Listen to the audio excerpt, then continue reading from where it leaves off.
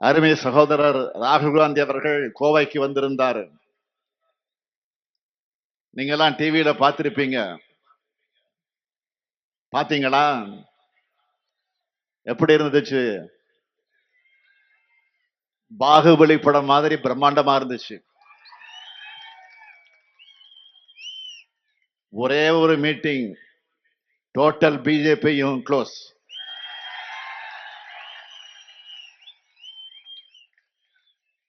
சகோதரர் ராகுல் காந்தி அவர்களுடைய ஒரு நாள் வருகையே பிரதமர் மோடியோட மொத்த பிரச்சார பயணத்தையும் காலி பண்ணிடுச்சு. தமிழ்நாட்டு மக்களை உண்மையான அன்பால மட்டும்தான் ஆள முடியும்னு ராகுல் காந்தி நிரூபிச்சிட்டார். சகோதரர் ராகுல் பேச்ச எல்லோரும் கேட்டிருப்பீங்க. தமிழ்நாட்டை எந்த அளவுக்கு மதிக்கிறார்னு அதிலேயே தெரிஞ்சிருக்கும். அது மட்டுமா,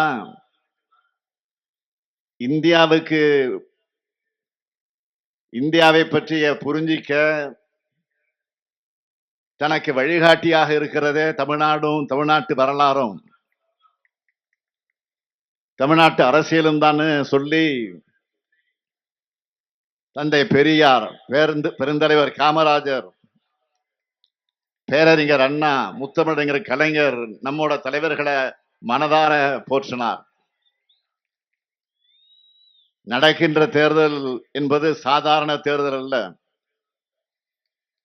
2 தத்துவங்களுக்கான போர்னு நாட்டு மக்களுக்கு உணர்த்தி இருக்கிறார்.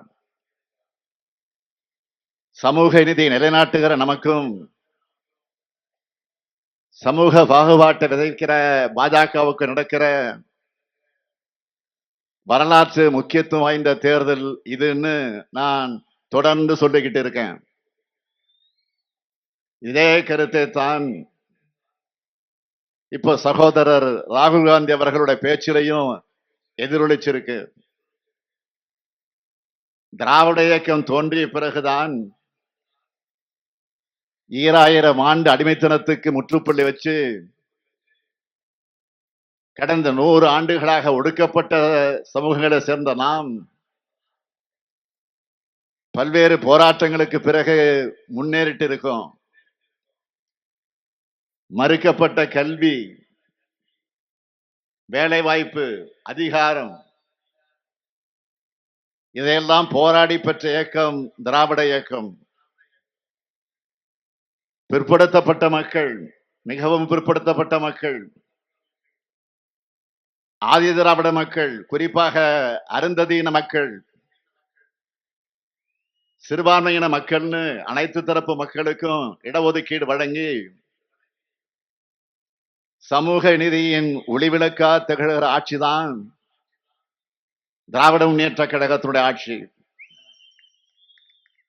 ஆனா மோடி மறுபடியும் ஆட்சிக்கு வந்தா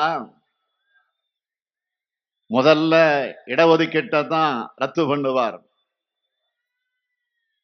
ஏன்னா சமூக நீதினால பாஜகவுக்கு அலர்ஜி. இந்தியா விடுதலை பெற்றப்போ பல நாடுகள் என்ன சொன்னாங்க? பலதரப்பட்ட மக்கள் வாழுகிற நாடு அமைதியாக இருக்காது, பெற்ற சுதந்திரத்தை இவங்க ஒழுங்கா காப்பாற்ற மாட்டாங்கன்னு சொன்னாங்க. ஆனா அவங்களோட கணிப்புகளை பொய்யாக்கி உலகின் மிகப்பெரிய ஜனநாயக நாடா இந்தியா இன்று தலை நிமிர்ந்து நிக்குதுன்னா அதுக்கு காரணம் ஜனநாயக கட்டமைப்போட நாடு இயங்க அடிப்படையாக இருக்கிற அரசியல் சட்டம் தான். மோடி மறுபடியும் ஆட்சிக்கு வந்தா நிச்சயம் புரட்சியாளர் அம்பேத்கர் உருவாக்கின அரசியல் சட்டத்தையே மாத்திடுவார். அதனால்தான் சொல்றோம், மோடி ஆட்சிக்கு வருவது என்பது அரசியல் சட்டத்துக்கு ஆபத்து, ஜனநாயகத்திற்கு ஆபத்து, ஒட்டுமொத்த நாட்டுக்கே பேராபத்து. ஏன்னா 10 ஆண்டு காலமாக பாஜக ஆட்சியை பார்த்துட்டோம். நாட்டை எப்படியெல்லாம் சீரழிச்சிருக்கு.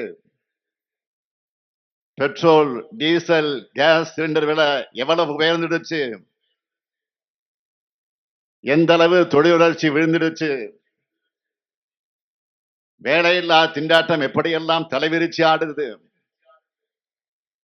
மோடி மறுபடியும் வந்தா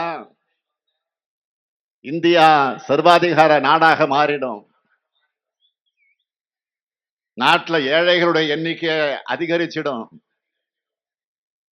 கலவரம் செய்யறது பாஜகவோட டிஎன்ஏல இருந்து ஊறுனது. நேத்து கூட ஒரு செய்தி வெளியாச்சு, எல்லோரும் பார்த்திருப்பீங்க. இதே திருப்பூரை சேர்ந்த சகோதரி ஒருவர் வாக்கு கேட்டு வந்த பாஜகவினரிடம் ஜிஎஸ்டி தொடர்பா ஒரு கேள்வியை கேட்டிருக்கார்.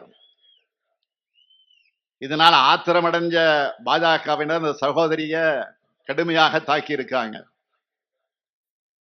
இதுதான் பாஜக மக்களை மதிக்கிற லட்சணம். இதுதான் பாஜக பெண்களுக்கு கொடுக்கிற மதிப்பு. மக்களை மதிக்காம அதிகாரத்திமில்ல அராஜகங்களும் கலவரமும் செய்கிற பாஜக திருப்பூரை மணிப்பூர் ஆக்கிடுவாங்க. மொத்தத்துல மோடியும் பாஜகவும் வீட்டுக்கு கேடு, நாட்டுக்கும் கேடு. அமைதியான இடத்துலதான் தொழில் வளரும், தொழில் வளர்ச்சி இருக்கும், நிறுவனங்களை நடத்த முடியும். பாஜக போன்ற கலவர கட்சிகளை உள்ளே விட்டா அமைதி போயிடும், தொழில் வளர்ச்சி போயிடும், நிறுவனங்கள் நிம்மதியாக நடத்த முடியாது. இப்படி நாட்டை பாழ்படுத்தி அதலவாதலத்துக்கு தள்ளின பாஜகவையும் மோடியும் வீட்டுக்கு அனுப்ப இந்திய மக்களோட ஆதரவோட உருவாகி இருக்கிறது தான் இந்தியா கூட்டணி. இந்தியாவின் ஜனநாயக கட்டமைப்பை நாடாளுமன்ற தேர்தல்கள் மூலமா நாம் இத்தனை நாளா காப்பாற்றி வந்திருக்கிறோம். இந்தியாவோட பன்முகத்தன்மை அனைத்து தரப்பினருக்கும் உரிமைகள் வழங்குவதன் மூலமாக காப்பாற்றி வந்திருக்கிறோம். வேற்றுமைகள் கொண்ட நாட்டில் ஒற்றுமையை உருவாக்கி காப்பாற்றி வந்திருக்கிறோம். மொழியும் மதமும் வேறு வேறாக இருந்தாலும் இந்திய நாடு நமக்கானது என்ற எண்ணத்தை எல்லோரும் பெறுவதற்கான ஒரு நம்பிக்கையான ஆட்சி முறையை வச்சு காப்பாற்றி வந்திருக்கிறோம்.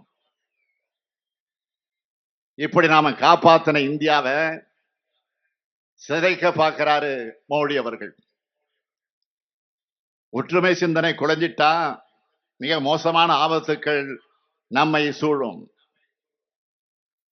அதனாலதான் இந்தியா முழுமைக்கும் இருக்கிற ஜனநாயக சக்திகள் இந்தியாவை காக்க ஒன்னு சேர்ந்திருக்கிறோம். பாசிசத்தை வீழ்த்த ஒன்னு சேர்ந்திருக்கிறோம். பாதகம் செய்பவரை கண்டால் நாம் பயங்கொள்ளலாகாது பாப்பா, மோதி மிதித்து விடு பாப்பா, அவர் முகத்தில் உமிழ்ந்து விடு பாப்பா.